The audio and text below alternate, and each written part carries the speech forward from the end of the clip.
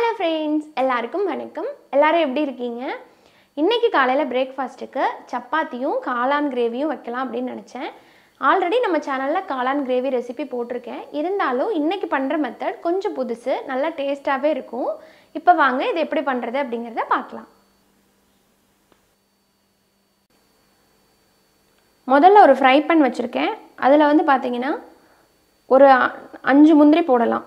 5 முந்திரி முழு முந்திரி போடுறீங்கன்னா 5 போட்டுக்கங்க. நான் உடைச்சதுங்காட்டி ஒரு 10 முந்திரி அளவுக்கு எடுத்திருக்கேன். கூடவே 1 டேபிள் ஸ்பூன் வெள்ளரி விதை. இது எல்லா கடையிலயுமே கிடைக்கும், நீங்க வாங்கிக்கலாம்.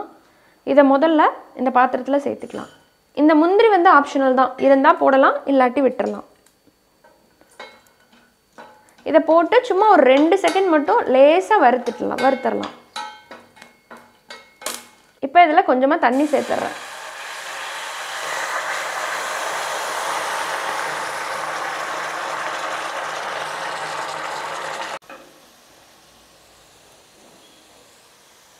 இப்போ இந்த ஒரு 5 நிமிஷம் கொதிச்சா போதும். இத நீங்க வந்து வடிச்சிட்டு கொஞ்சம் தண்ணி சேர்த்து நல்லா நைஸா அரைச்சு எடுத்துக்கங்க. அடுத்து கிரேவி செய்யிறதுக்கு எண்ணெய் ஊத்திக்கலாம். இப்போ அடுத்ததா இதுல 1 டீஸ்பூன் சீரகம், 2 ஏலக்காய், 2 கிராம்பு, கொஞ்சம் பட்டை, கொஞ்சம் கல்பாசி. 2 செகண்ட் பொரியட்டும். இப்போ இதல கட் பண்ணி வச்சிருக்கிற 2 பெரிய வெங்காயத்தை சேர்த்துக்கலாம். கொஞ்சம் நல்லா சுருண்டு வதங்கற வரைக்கும் வதக்கி விட்டுக்கறேன். இப்போ வெங்காயம் நல்லா வதங்கி லேசா பிரவுன் ஆக ஆரம்பிச்சிருக்கு பாருங்க. இந்த மாதிரி வந்தறணும். அப்பதான் கிரேவி வந்து நல்லா டேஸ்டா இருக்கும். இப்போ அடுத்ததா 1 டேபிள் ஸ்பூன் அளவுக்கு இஞ்சி பூண்டு விழுது சேர்த்துக்கறேன்.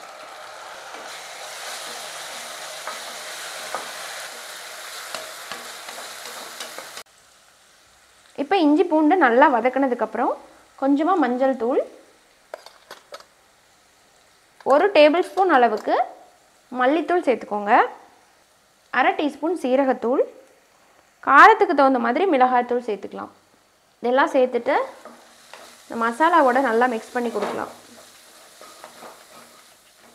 இப்போ பாருங்க எல்லாமே நல்லா வதங்கி வந்துருச்சு. நம்ம சேர்த்த பொடி எல்லாமே அந்த வெங்காயம் அந்த இஞ்சி பூண்டு பேஸ்டோட நல்லா வதக்குனீங்கன்னா தான் நல்லா இருக்கும். இப்போ அடுத்ததா தக்காளியை சேர்த்துக்கலாம். 2 வெங்காயம் நான் சேர்த்தேன் இல்லைங்களா, 3 தக்காளி போடணும். மீடியம் சைஸ் தக்காளி 3 தக்காளியை நான் வந்து அரைச்சிக்கிட்டேன். அரைக்கும் போது உங்களுக்கு நல்லா கிரேவி வரும். ரெண்டாவது சீக்கிரமாகவும் நம்ம வதக்கிடலாம். அதுக்காக தான் இந்த மாதிரி அரைச்சி போடுறது. இதுவும் நம்ம பச்சையாக அரைச்சிருக்கிறதுனால கொஞ்சம் நேரம் நல்லா வதக்கணும். இதிலிருந்து எண்ணெய் பிரிஞ்சு வர்ற அளவுக்கு வதக்கணும். இப்போ பாருங்க நம்ம தக்காளி சேர்த்ததுக்கப்புறம் இந்த மாதிரி எண்ணெய் தெளிஞ்சு வர்ற அளவுக்கு வதக்கணும். ஒரு கிரேவியோட டேஸ்ட்டே வந்து அந்த வெங்காயம் இஞ்சி பூண்டு பேஸ்ட்டு தக்காளி நம்ம போட்டிருக்கிற அந்த மசாலா பொடியில் தான் இருக்குது. அது எந்த அளவுக்கு நம்ம நல்லா சுருள வதக்கி கொஞ்சம் டைம் கொடுத்து வதக்கணும். அந்த அளவுக்கு வதக்கினா தான் உங்களுக்கு அந்த டேஸ்ட்டு கிடைக்கும். இப்போ பாருங்கள் நல்லா வதங்கினதுக்கப்புறம் நம்ம கட் பண்ணி வச்சுருக்கிற காளானை வந்து போடலாம். நான் 2 பாக்கெட் காளான் வாங்கியிருக்கேன். அதை வந்து இந்த மாதிரி 2 மட்டும் கட் பண்ணிக்கோங்க. ரொம்ப சின்ன சின்னதாக கட் பண்ணிங்க அப்படின்னா வதங்கும் போது சுத்தமாக ரொம்ப குட்டி குட்டியாக போயிடும். நம்ம சாப்பிட்ட ஃபீலே இருக்காது. 2 மட்டும் கட் பண்ணிவிட்டு இப்போ இதை உள்ளே சேர்த்துக்கலாம்.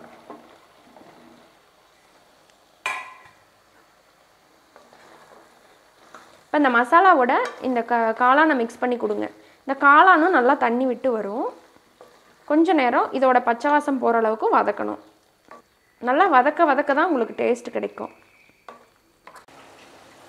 இப்போ பாருங்கள் காளான் வந்து எவ்வளோ தண்ணி விட்டு நல்லா வதங்கி வந்திருக்குன்னு. இந்த அளவுக்கு வதங்கினதுக்கு அப்புறமா தேவையான அளவுக்கு உப்பு போட்டுக்கலாம். இந்த காளானுக்கு தேவையான அளவுக்கு மட்டும் நான் போடுறேன்.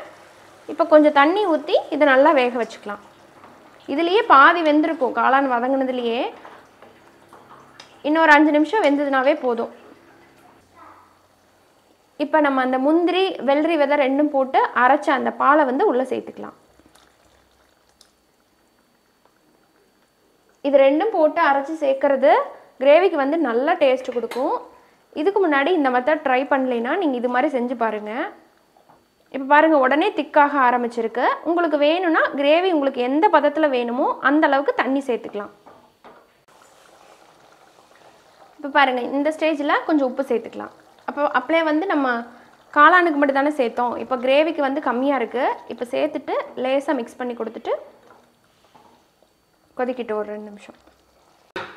கரம் மசாலா இப்போ இதில் கரம் மசாலா இருக்கு இல்லைங்களா, அது வந்து ஒரு 1/4 டீஸ்பூன் மட்டும் இந்த ஸ்டேஜில் போடலாம். மொதவே போட்டுறக்கூடாது. முதல்ல மசாலாலாம் போட்டோம்ல, அந்த ஸ்டேஜில் போடாமல் இப்படி கடைசியாக தான் போடணும். ஏன்னா இது ரொம்ப நேரம் கொதிக்கக்கூடாது.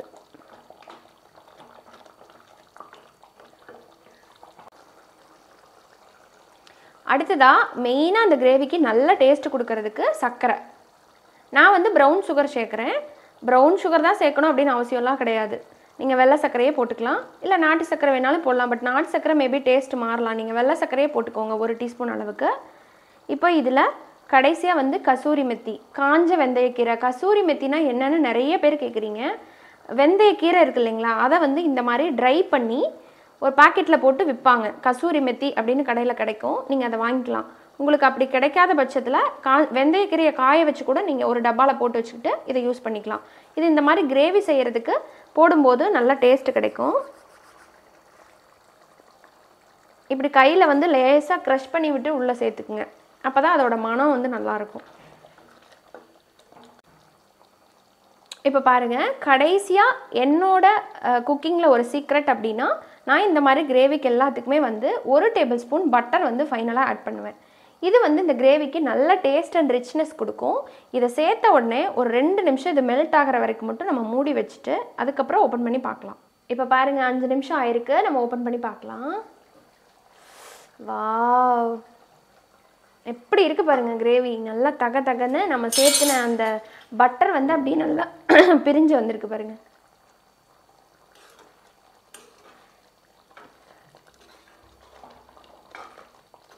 இப்படி இருக்கணும் சப்பாத்திக்கு. இதுதான் வந்து கரெக்டான ஸ்டேஜ். ரொம்ப தண்ணியாட்டு இருந்தாலும் நல்லா இருக்காது, ரொம்ப திக்காக இருந்தாலும் அவ்வளோ டேஸ்ட் இருக்காது. இது வந்து கரெக்டான பக்குவம். நீங்கள் சப்பாத்திக்கு வைக்கிறீங்கன்னா இதே மாதிரி பண்ணுங்கள்.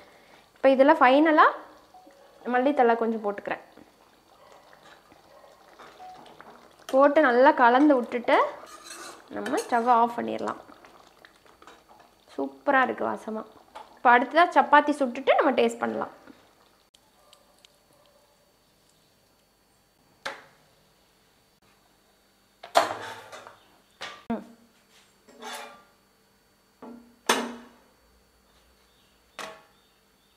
சப்பாத்தி ரெடி.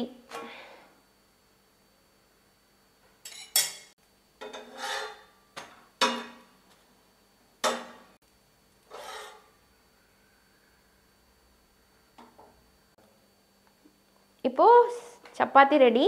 அடுத்து நம்ம கிரேவி ஊற்றி சாப்பிட்டு பார்த்துருவோம்.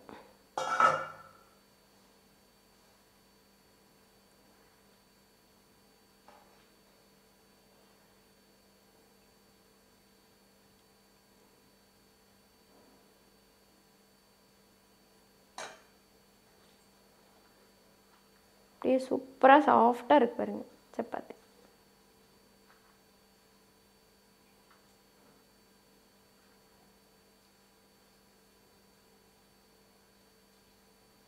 ரொம்ப கொதிக்குது.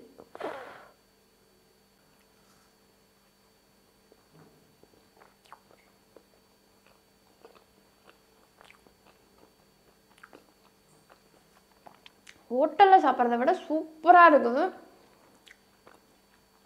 மஷ்ரூம் கிரேவி இதுக்கு முன்னாடி நீங்கள் இந்த மாதிரி செய்யலைன்னா கண்டிப்பாக ட்ரை பண்ணி பாருங்கள். நான் எப்பயுமே செய்கிறத விட இன்றைக்கி ரொம்பவே நல்லா வந்திருக்கு. வீடியோ எடுக்கிறேன் அப்படின்னாலே வந்து எப்பவும் விட கொஞ்சம் நல்லாவே டேஸ்ட்டாக வரும். அது என்னன்னே தெரில. கண்டிப்பாக நீங்களும் இதே மாதிரி இந்த மஷ்ரூம் கிரேவியை செஞ்சு பார்த்துட்டு நீங்கள் எப்படி இருக்குன்னு சொல்லுங்கள். எப்பயுமே நானே வந்து நல்லா இருக்குன்னு சொல்கிறத விட நீங்கள் செஞ்சு பார்த்துட்டு எப்படி இருக்குது அப்படிங்கிறத மறக்காமல் கமெண்ட்ஸில் சொல்லுங்கள். உங்களுக்கு இந்த வீடியோ பிடிச்சிருந்துன்னா மறக்காமல் உங்கள் ஃப்ரெண்ட்ஸுக்கும் ஷேர் பண்ணுங்கள். இன்னொரு வீடியோவில் உங்களை சீக்கிரமாக வந்து மீட் பண்ணுறேன். பாய்.